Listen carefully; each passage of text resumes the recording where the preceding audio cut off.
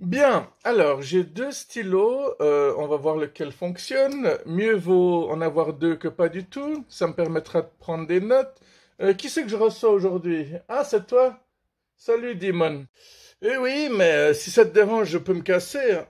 Non, non, au contraire, j'ai justement toujours plein de questions à te poser. Euh, à moi en particulier? À toi et à tous tes amis. Yep, cool. Un jour, il y a un de nos abonnés qui m'avait demandé si un jour on aurait un punk à chien sur cette chaîne. Euh, je pense que je lui avais répondu qu'il y avait très peu de chances, mais il me semble que toi, tu es ce qui s'approche le plus de cette catégorie, non? Alors effectivement, j'ai été plus ou moins punk à chien, mais je ne le suis plus. Alors, plus ou moins, c'est-à-dire?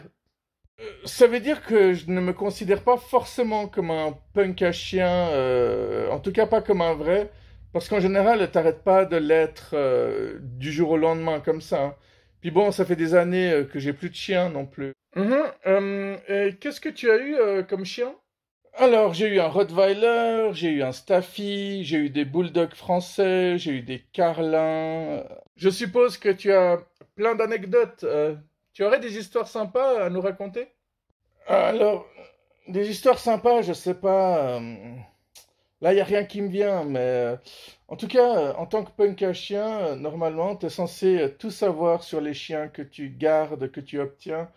Donc, tu connais évidemment leur race, tu connais leur pédigré, tu connais leur descendance, tu connais exactement qui sont les parents, les frères et sœurs de tous les chiens que tu gardes, en fait. Avec ces chaleurs, ça doit pas être facile pour les chiens. Remarque, j'ai vu un husky l'autre jour qui adore les extrêmes. Il adore le très froid et le très chaud. Quand ses propriétaires sont sur une terrasse, il se met pas à l'ombre, hein, il préfère se mettre au soleil. Euh, les bulldogs français ont beaucoup de problèmes de santé, hein, n'est-ce pas? Oui, les carlins, les bulldogs français ou anglais se retrouvent assez souvent chez le veto. Ils souffrent pas mal de la chaleur en été. C'est pas des boules d'énergie comme les Staffy. Ils se fatiguent beaucoup plus vite. C'est un peu comme les Range Rover, hein. C'est des voitures qui ont l'air assez classe, mais qui se retrouvent tout le temps chez le garagiste. Quel est le chien le plus obéissant? Alors c'est le Border Collie, sans hésitation. C'est le chien numéro un de l'obéissance. J'ai connu quelqu'un qui traversait des rues, des ruelles, et il les tenait jamais en laisse. Ces chiens n'allaient pas déranger tous les passants. C'était vraiment impressionnant. Il n'y avait jamais de soucis. As-tu eu des problèmes avec ton Rottweiler? Des poèmes ou des problèmes? Parce que j'avais écrit un poème à mon chien. Alors, problème, non, non, il était adorable. Il aimait nager, il aimait quand on recevait des visites, quand il voyait des flics et des pompiers, il leur faisait leur fête. Non, franchement, et puis le Rot est le septième chien sur la liste de l'obéissance, si jamais. Le septième chien le plus obéissant. Et quel est le chien le moins obéissant? C'est le lévrier afghan. Tu peux rien faire avec lui, hein. Enfin, j'admire ceux qui arrivent. Enfin, il y en a qui ont l'air d'y arriver. Il y en a pas beaucoup, mais non, non, non, c'est vraiment le dernier chien sur la liste. Marrant. Ouais, c'est très amusant. Non, j'ai jamais vu un lévrier afghan bien éduqué. Ah, il y a un truc qui me revient. Ouais, un jour avec mon Rot, j'étais en train de me promener dans un parc avec lui. Je l'avais détaché. Et il y avait un monsieur qui a lancé une balle pour que son fils le rattrape. Et c'est mon Rottweiler qui a tracé, et en plus, il a heurté le gosse qui a fait un vol plané. Et là, j'étais complètement halluciné parce que le papa est venu vers moi en courant, puis il m'a dit, ne vous inquiétez pas, j'ai vu ce qui s'est passé, j'ai vu que c'est pas la faute de votre chien. Je me suis dit, putain, pourquoi est-ce qu'il n'y a pas plus de personnes comme ça, quoi? Puis bon, après, voilà, quoi, le gosse, il s'est approché de mon chien, il l'a caressé en présence de son père, tout s'est super bien passé, quoi. Hmm, ton chien n'était pas du tout agressif? Absolument pas. Par contre, il y a un truc qui m'a marqué, c'est que les bergers allemands devenaient super agressifs quand ils voyaient mon chien. C'était barge. Ouais, les molosses et les bergers, ils ont pas du tout le même langage. Ouais, c'est des racistes. Pourtant, Rottweiler, berger allemand, ça vient du même pays, ça devrait s'entendre normalement. Bon, on sait que les voisins ne s'entendent pas très bien dans ce monde de brutes. Quel dommage, quelle tristesse, quelle déchéance. Alors, tu as eu combien de bulldogs français? Alors, j'avais une petite famille, le père, la mère et le fils. Hmm. C'est mignon. Ils s'entendaient bien tous les trois? Oh oui, à merveille. C'était un trio de choc.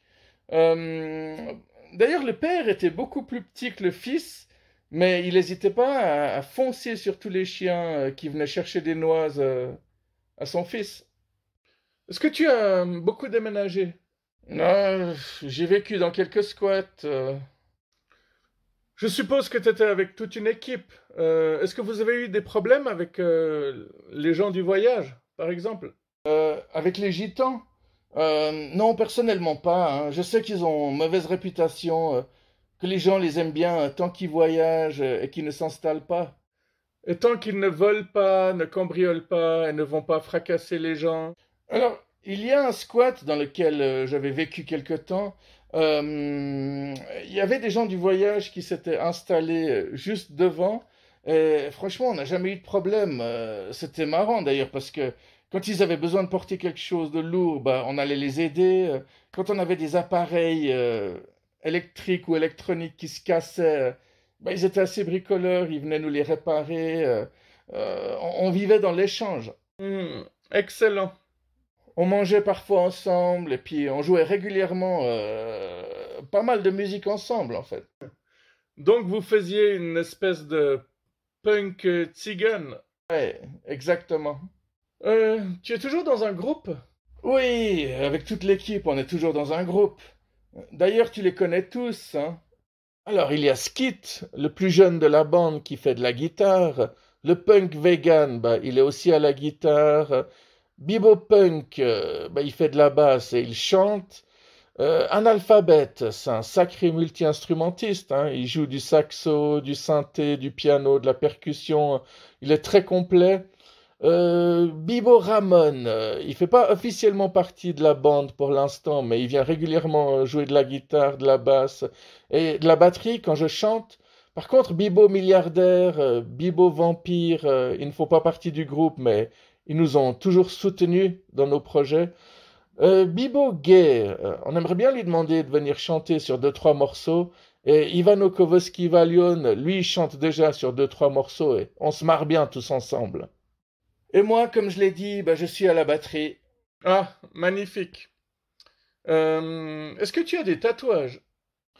Non, mais mon voisin de palier s'est tatoué un Rottweiler sur le dos qui lui recouvre presque tout le dos. Et il a fait ça en hommage à mon chien parce que les deux s'entendaient super bien. Il l'aimait bien, puis de temps en temps, il s'en occupait aussi. Il s'en occupait pas mal, en fait. C'est adorable. Quels sont tes meilleurs souvenirs d'avoir vécu dans des squats? Alors, il y avait un endroit où j'étais vraiment avec une équipe sympa. C'était merveilleux. On était mélangés, filles, garçons. C'était une vieille maison qu'on avait réussi à retaper, repeindre, bricoler. Les gens pouvaient entrer dedans comme dans un moulin. C'était génial. Mhm, mm. Il y avait des personnes qui se sentaient vraiment bien avec nous, qui se sentaient bien dans cette maison. De temps en temps, lorsqu'ils passaient devant, bah, ils s'arrêtaient un moment, ils faisaient leur thé ou leur café, et puis après ils repartaient, hein. On se tapait la discussion 2 minutes, parfois 2, 3 heures. On n'avait jamais eu de soucis, et la maison vivait, car elle était rarement complètement vide, donc elle n'était jamais en danger. Il n'y a jamais des cambrioleurs qui sont venus, il n'y avait rien à piquer de toute manière. Il n'y avait pas d'argent, il n'y avait pas d'argenterie, il n'y avait pas de bijoux, de diamants.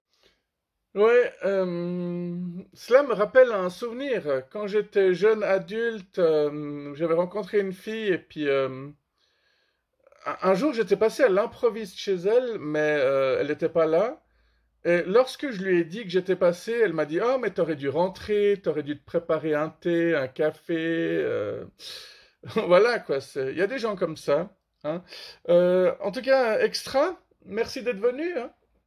Ah bah, merci à toi, merci de m'avoir réinvité et surtout de ne pas m'avoir emmerdé avec des questions de fascistes cette fois. Ouais, il faut varier les plaisirs. Hein. Allez, c'était Dimon, mesdames et messieurs. Merci. Hein. Allez, à bientôt. Ciao, ciao.